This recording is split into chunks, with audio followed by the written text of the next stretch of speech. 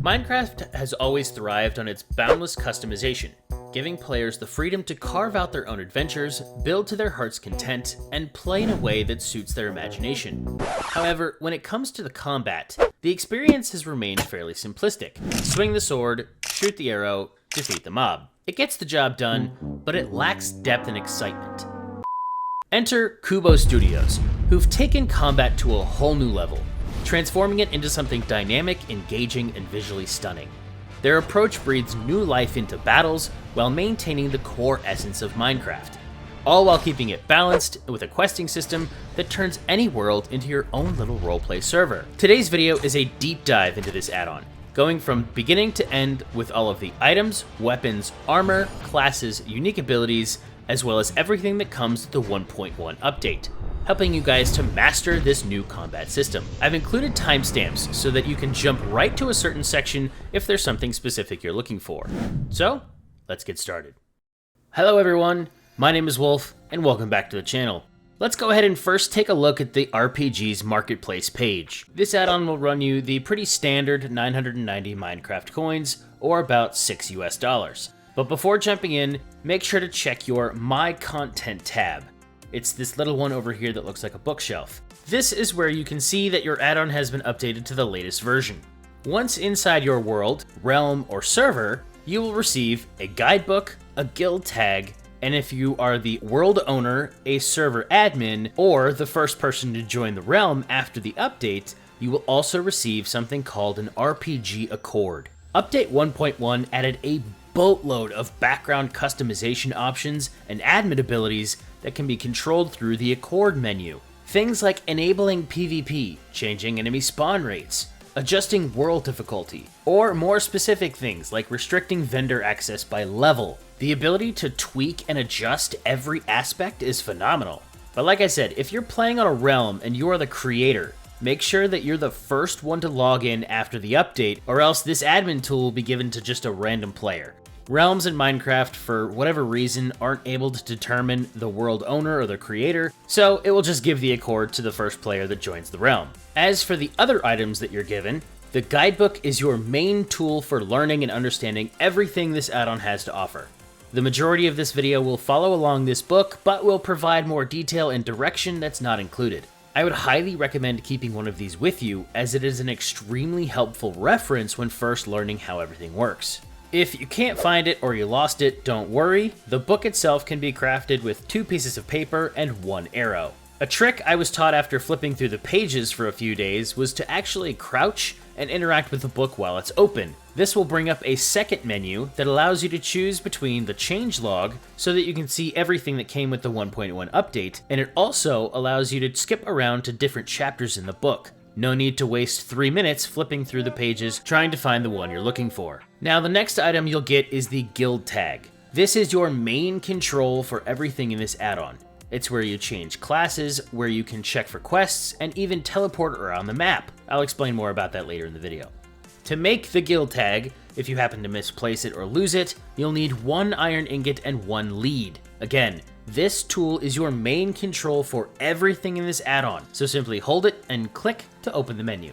Here you will now see options for classes, snap armor, snap weapons, quests, companions, party, teleport, and miscellaneous. For those of you who have already been playing the add-on since release, you'll notice that the animation compatibility tab is now gone.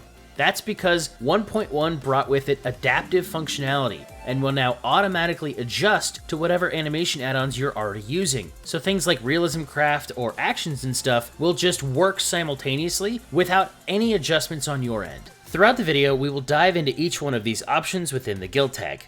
But by now, you guys are probably just dying to learn how to get a class and start using these cool new abilities. In order to choose a class, you will need to summon a guild master. To do this, you will need 4 iron ingots to make a guild insignia. You will also need the master's respective weapon type. So, for example, to summon Durant, the sword master, you'll need a wooden sword, whereas Clervy, the arcane master, requires a book. Interact while holding the insignia to choose which master you want to summon. If you don't have the appropriate weapon in your inventory to summon a particular master, you will get an error message reminding you which weapon type you need. Each one of these masters comes with a small vendor area with some decorations that fits into roughly a 10 by 10 space.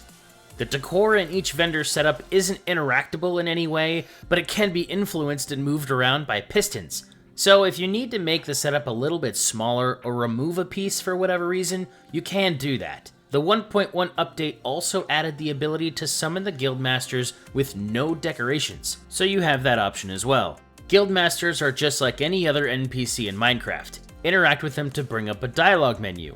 You have the option to acquire their class, rank up, or recall the master back into your inventory as a guild insignia. You can only have one of each master out in your world at a time.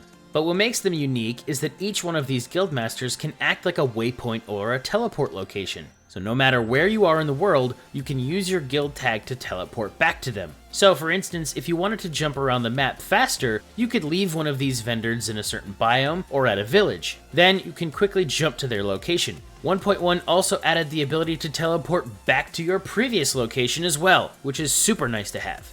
If you die though, this will be reset, so keep that in mind. In order to actually acquire a class, however, each master will send you on a small quest. These are mainly kill quests, ranging in difficulty from defeating 10 zombies to defeating 5 endermen. Once you have completed the task and returned to the respective master, you can now accept more quests to level up and unlock new abilities. Small side note here, when accepting the base class from the master, make sure the first 3 slots in your hotbar are open, or else sometimes the game will not actually give you the class. Each class currently has 3 abilities unlocked at levels 1, 3, and 5, 5 being the max level that you can reach. Update 1.1 added a Guildmaster editing tool, which allows the admins to customize each one of these NPCs a little bit further. This tool allows you to change NPC names and add custom dialogue. Now, important note, there is an option to open the advanced settings and adjust the NPC commands. Do not touch these. Doing so will break the character's behavior and result in a broken NPC. I was told that unfortunately there is no way to just remove the button altogether, so be careful when editing guildmasters. As for all the basic classes, we have Warrior or the Sword class, Guardian or the Claymore class, Rogue or the Dagger class, Mage, the Arcane class, and Archer, which is obviously the Bow class. There is a 6th class in the game called the Equalist. This class is slightly different, it's more of a subclass, or as the guys over at Kubo Studios call it, an advanced class. It's actually an advanced dagger class. There will be more of these advanced classes in the future, but for now, just know that they will fall under one of these 5 basic archetypes. Now breaking down each one of these classes' abilities, starting with the Warrior. Now the Warrior's passive is every 3rd attack deals piercing damage to the target. Its first ability is called Switch Throw. This is a ranged attack that deals up to 6 damage and inflicts slowness 5 with a 7-second cooldown. The second ability is Parry. Hold charge to deflect up to 3 attacks. When reaching the deflect limit or releasing the hold, it will deal a wide-ranged attack dealing 10 to 18 damage with a 5-second cooldown. Its last ability is called Tenacity. It grants Strength 3 and Resistance 3 for 8 seconds. When casted, it also deals a knockback effect to any mobs nearby. Next is the Guardian class. Its passive has each attack have a small chance to deal an additional 10 damage. Its first ability is called Concealed Wrath. Grants Strength 1, Speed 1, and Resistance 1 for 8 seconds. It only has a 7-second cooldown. Its second ability is called High Burst. This unlocks a passive double jump ability, and then when activating High Burst, you will strike the ground, inflicting Levitation 10 to mobs within range for 1 second, and it also deals 8 damage. Kind of like a shockwave. This has an 8-second cooldown. Its last ability is called Wide Slash. Performs a heavy impact slash that also deals knockback, doing 12 to 15 damage and has a 12-second cooldown. Next up is the Rogue class, which received a small rework in the 1.1 update. Its passive now has every 6th attack grant the user Strength 2 for 3 seconds. Its first ability is called Quick Dash. Forward dash that inflicts Poison 2. It has a 30% chance to deal 7 damage and has a 5-second cooldown. The second ability is called Strike Through. Throws a dagger that pulls the target closer while granting the user Resistance 2 for 3 seconds. This deals 5 damage and has a 6-second cooldown. The last ability is called Overdue. Performs a multi-slash attack with each dealing crit damage. Each one of these slashes dealing 6 damage and has a 10-second cooldown. Next up is the Arcane class, probably one of my personal favorites, and a few of the abilities have been renamed so that they weren't as confusing as they were in the original launch. Its passive has every third attack mark a target with Snow Haze. Its first ability is called Frostflake. Summon a Frostflake rune on targets marked by Snow Haze. This inflicts slowness 5 and Wither. It deals 4 damage and has a 7-second cooldown. Its second ability is called Dark Frost. Summons a Dark Frost crystal of ice around the user, immobilizing you for 4 seconds, but makes you completely immune to any incoming attacks. This has an 8-second cooldown. Its last ability is called Frosted Meteor. This summons a giant ice meteor at the user's location, trapping any mobs within range in dark ice spikes that inflict slowness 10. The initial slam of the meteor deals 15 to 20 damage, and this has a 15-second cooldown. Onto the Archer class. Its passive, every third attack deals knockback and inflicts slowness 2. Its first ability is called Reverse Step. Double jump to trigger a backwards dash that grants resistance 5. This has a 3-second cooldown. Second ability is called Charge. Hold to charge a light arrow that inflicts damage over time on the target. Deals 12 to 15 total damage and has a 6-second cooldown.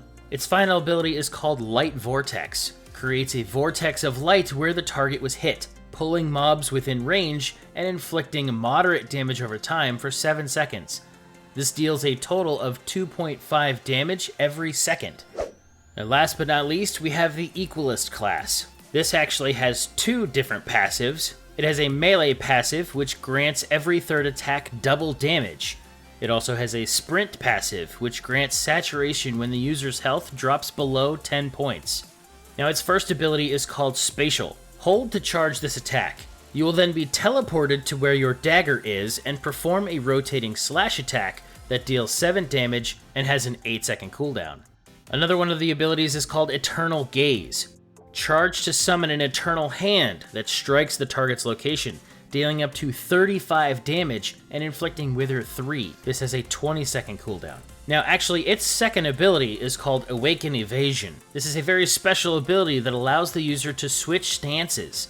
You are defaulted in the Evasion stance, but by switching to Awaken, you actually change your weapon to a staff, and it grants you 2 new abilities. One of those is called Precognition, dashing backwards, and grants the user Strength 5 for 1 basic attack. This buff only lasts about 5 seconds, so use it quick. But when combined with one of the Eternal Snap weapons, this actually becomes a really good ability. The other staff ability is called Eternal's Order.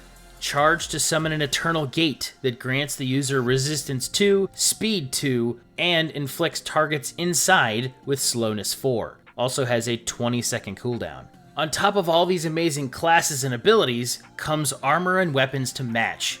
But first, I want you to understand the gear in this add-on has a general mechanic. All classes, armor, weapons, and companions can be collected and crafted into data. That data can then be used to register the items in the guild tag. You can then equip or unequip them at any time through the guild tag menu. No need to carry it all around and clog up your inventory. Think of this as your trading card binder. As you collect and craft gear, you can then store it inside this binder and then pull it out whenever you want. Once you have a weapon or a full set of armor, you can then turn it into data by combining it with a data holder. Data holders can be made out of 2 sticks and 1 iron ingot. Now the caveat to this system is that weapons and armor in this add-on are not enchantable. So at times, vanilla gear is more efficient. However, there are some pros to this new gear. One of those is that it has no durability, meaning it will never break. And 2, you can't lose it if you die, since it's not an actual item in your inventory. It is very important to register your armor and weapons to change them into what this add-on refers to as the snap form. The weapons, once crafted, can be used just like vanilla items, but do significantly less damage. Some even do less damage than wooden weapons. Same goes for armor. You can equip a full set, but if not registered into the guild tag, it won't provide any armor stats. As it stands, all armor in its snap form has about the same level of defense as base level diamond armor. Unfortunately for later game players, this doesn't really help too much, but some of these sets are fairly easy to get pretty early in the game, meaning you can have a full set of diamond tier armor very quickly. Another feature of the snap armors is that they can be mixed and matched to customize your look. Since these are mostly cosmetic items anyway, and as long as you have an armor set registered into your guild tag, you can use whichever piece you want and still get the same benefits. As of the 1.1 update, there are now 15 different armor sets to collect. Taking a look at each set, we have the Battle Mage set, the Chasm Druid set,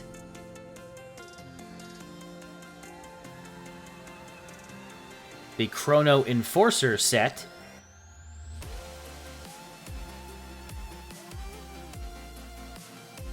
the Deadeye set,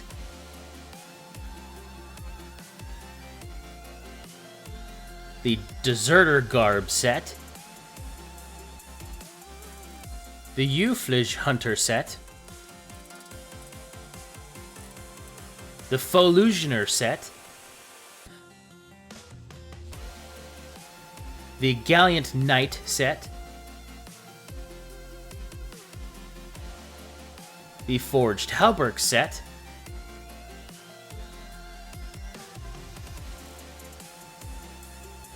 the Nope Chanter set, the Omni Kimono set, the Oracle set, the Sanctum Knight set,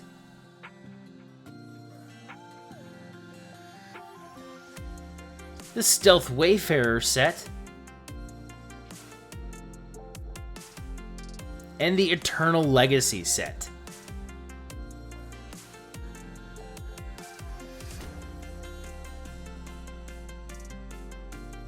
As for your weapons, there are 5 categories: swords, claymores, daggers, bows, and arcane tools, just like the classes. Something I didn't mention with the armors is that gear also has a rarity type: classic, rare, epic, and mythical. Classic being the normal white color text, rare being blue, epic being purple, and mythical being red.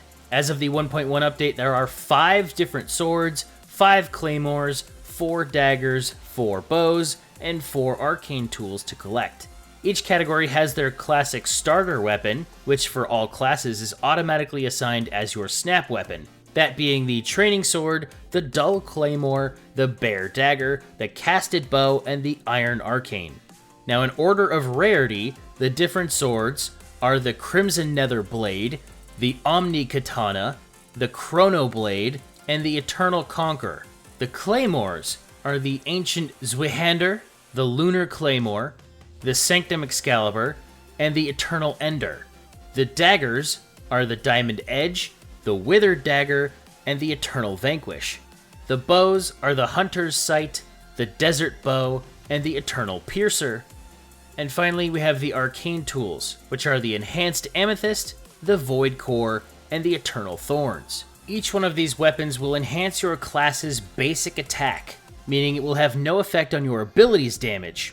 The damage numbers are listed in the guidebook if you want to see those, but just a simple rule of thumb, the higher the rarity, the more damage they do.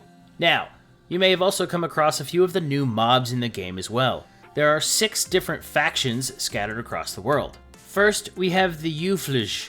Eufliges. I was told to pronounce this in French, so I apologize. I have no French background, so if anybody out there is French, please tell me if I said that correctly. While out exploring, you may have noticed some ore blocks that look kinda out of place, or some sand blocks that just don't quite look right. Yeah, those guys are actually these Eufliges. There are 3 different types: jungle, desert, and cave. Each one of these will be disguised as a block from their respective biome. These guys drop an item called Altering Root, which is actually super important for crafting anything in this add-on. They also have a chance to drop the block that they're disguised as. so keep your eyes peeled for any suspicious looking diamond ore blocks while out exploring. If you're struggling to find any of these and are in some serious need of altering route, I'd suggest finding a desert biome, because these guys stick out like a sore thumb here. Next we have the two reptilian tribes, the Lizardkin and the Frognus. These guys are pretty common. They spawn in the taiga, savanna, lush caves, and jungle biomes. They're naturally passive towards players and can even barter with copper ingots, similar to how the piglins trade with gold. They will drop Lizardkin's script and Frognus's brew when defeated. Be careful though, because if you attack one of them or provoke the tribe, they all become hostile. If you defeat the entire tribe, you'll receive a debuff called Reptile Slayer, and then any reptilian mob that you come across within the next 5 minutes will automatically become hostile towards you. Next are the Noplins. This odd bunch can spawn in any biome, but only at night. There are 3 different units within the Noplin clan: the regular Noplin, the healer, and the brute. These guys are also naturally passive until provoked. If you defeat the entire group, you will receive one of 2 different chests. A regular chest that can drop anything from mask fragments and wood to iron ingots, or a rare chest which can drop items like diamonds, ender pearls, and other exotic loot. The Noplin healer has a chance to drop the Nope Chanter armor set, and the brute has a chance to drop the Lunar Claymore. Next we have the Omni Clan. This is one of my favorite mobs added to the game. I love their entire aesthetic and design. These guys can only spawn in cherry groves and also has 3 different units: the Omni Healer, the Ronin, and the Guard. When defeating any of these units, you have a chance to get the Omni Katana, but only when defeating the healer do you have a chance to get the Omni Kimono armor set. These guys also drop an item called an Omni Emblem, which can be used to craft any of the Omni items. One more cool thing about this group is that they can actually be recruited to join your party and fight with you. Instead of attacking them, walk up to one and interact with them. This will assign them to your party. You can have up to 4 other party members at once, and you can go into the Party tab on your guild tag to manage the party at any time. Next we have the Deserters. These are only found in desert and badland biomes. They are hostile by nature, and there are only 2 units, the Bandit and the Marksman. Oddly enough, this faction can only move around during the day, because at night they turn to stone and become immune to any type of damage. Defeating these guys will drop a desert token, and the Marksman has a chance to drop the desert bow. Lastly are the Sanctum Beasts. These beasts are only spawned with a very special mechanic. First, you'll need to find a jungle biome. There is an extremely rare chance of finding a naturally spawning Sanctum flower, but if you're unable to find one, you'll need to craft one by hand by using 2 altered root, 2 Frognus's brew, and any flower. Doesn't matter which flower, any of them will work. Plant the Sanctum flower away from any structures, as it will create a small new biome when blooming. In order to trigger the bloom, wait until nightfall, then slowly sneak up to the flower. This will cause it to open and spawn 2 random Sanctum beasts.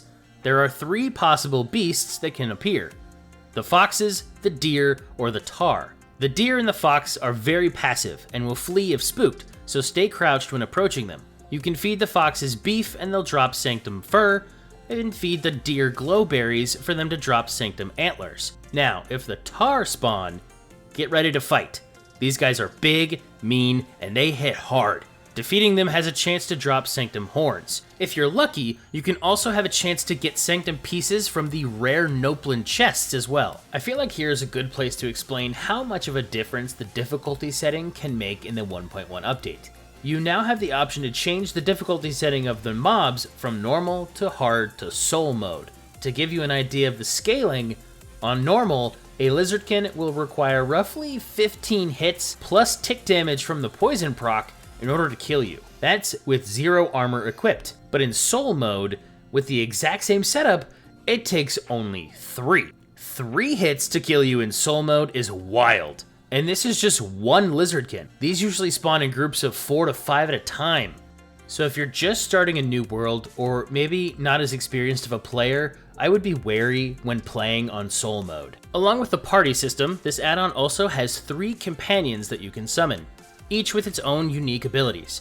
Starting with one of the coolest and the easiest one to acquire, the Caracal Note Beast. Combining a mask fragment and a data holder, you can create the data for this companion. Then in your guild tag, scroll down to the companion section and here you can summon the beast. This guy is rideable, and has a special lunge attack that deals knockback damage, and it also applies a darkness debuff, which isn't mentioned in the guidebook. Unfortunately, this is very similar to a horse, and it can't swim, so be careful around water. Next is the Sanctum Fey. This little guy is very similar to the Allay, but has a much different ability. When fed Altering Root, this little guy acts like a mobile radar detector and will reveal nearby enemies within a 10-block radius for 30 seconds. Lastly, we have the Awoken Monkey. Arguably the strongest of the three, but is a mythical rarity and can only be acquired from defeating a boss. This little guy has a passive ability to paralyze surrounding hostile mobs by inflicting slowness 10 for 8 seconds. It does have a much longer cooldown of a little over a minute. Remember how I said Altering Root was super important in this add-on? Yeah, it's even more important when it comes to crafting the new elixirs. To start, you'll need 3 glass, just like you do to make a normal glass bottle, except this time you're going to make an empty elixir bottle. From there, you combine Altering Root and different items to make 4 different elixirs that can give you some amazing benefits. First, we have the Movement Elixir. You make this by combining Altering Root and Feathers. This will give you Speed 2 and Jump Boost 2 for 60 seconds. Next is the Energy Elixir, combining Altering Root and Glow Berries, giving you Saturation and Fire Resistance for 60 seconds. Onto the Health Elixir, which is made by Altering Root and Amethyst Shards, giving you Regeneration 3 for 30 seconds. And finally, we have the Life Elixir, made with Altering Root and Sweet Berries, giving you Health Boost 5 for 30 seconds. All of these are extremely helpful when it comes to playing on higher tier difficulties, as well as when it comes to fighting the final boss. Now for the crescendo, the piece de resistance, the entire reason you have been leveling up and collecting all of this amazing gear. The final boss, the Eternal Incarnation. Prepare yourselves when attempting this fight, as it is no joke. To even begin, you'll need to craft yourself a Vismu Core, made with 4 quartz, 4 charcoal, and an Eye of Ender. With the Vismu Core in hand, you'll then need to place it on top of a block of quartz. Do not place the core until all parties are ready and standing next to it. Placing this will immediately teleport you to the boss arena, so if you or your friends are not standing right next to it when the core is placed, you will not be teleported to the fight and you will be left behind. When placing the core, you will automatically be given a Realm Passer token in your 8th inventory slot. If the slot is already occupied, you will see an error message telling you to clear the space. This Realm Passer token is your panic button, allowing you to cancel the challenge and leave the arena at any time. When challenging the Eternal Incarnation, you will have only 7 lives between the entire raiding party. Once those 7 lives are gone, the challenge is over. You will be removed from the Eternal Plane and sent back to the overworld. This can be adjusted via the Accord item that I talked about in the beginning of the video, if you want to make the challenge a little more difficult or slightly more forgiving. Lucky for you, though, you're watching this video, and I'm going to walk you through each of the boss phases so that when you fight it for the first time, it should be pretty easy. The Eternal Incarnation essentially has 4 attack phases or stances: the default stance, the waking stance, the gazing stance, and the all-seeing stance. The default stance is where all 6 of the eyes are closed. It will mark a player with a seal pact, which you cannot dodge. However, continuing to move will reduce the damage dealt to you down to only 1 attack point. The waking stance is when only 2 eyes are open. The boss will summon the Eternal Curse Rune, which inflicts burn and wither. If you walk, you can reduce the attack to only apply the wither, or you can just run to cancel out both of these effects. The gazing stance is when 4 eyes are open. It will summon the Eternal Seal Cube. If you are able to destroy this cube before the boss absorbs it, the boss will take 1000 damage and be stunned for roughly 10 seconds. This is your main DPS window. Destroy the cube, then focus your attack to the crit spot, which is a small cube below where its stomach should be. If you fail, the cube will explode, dealing some pretty hefty damage. Lastly, the all-seeing stance. Now all 6 of its eyes are open. Moving during this phase will automatically mark the player with the awakened eye. This is where a black eye will appear on the middle of your screen. During this phase, if you are spotted and that eye opens more than 3 times, you are instantly killed. However, if you completely stop moving during this phase, the boss will be stunned and become paralyzed for 10 seconds.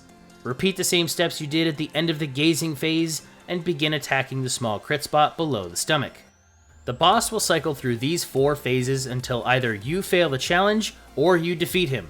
Once the boss is defeated, hit the cube that's hovering in the center of the room and reap your rewards. Possible drops from the bosses are a ton of XP, eternal debris, which is used for crafting the eternal weapons, the awoken monkey data, any of the eternal weapons themselves, any of the eternal legacy armor set, and finally, there is a small chance to drop the Equalist class data. Registering this data will unlock the Equalist class for you, and all you need to do is then speak to Zahir, the rogue guildmaster, to level up.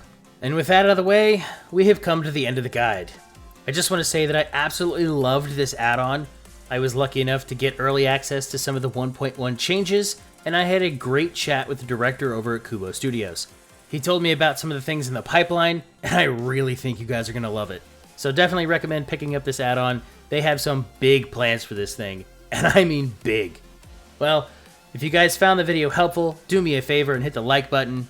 I have a few more add-on guides in the works right now, so if you're new here, or if you enjoy this type of content, hit that subscribe button for me, as well as the bell next to subscribe to turn on those upload notifications.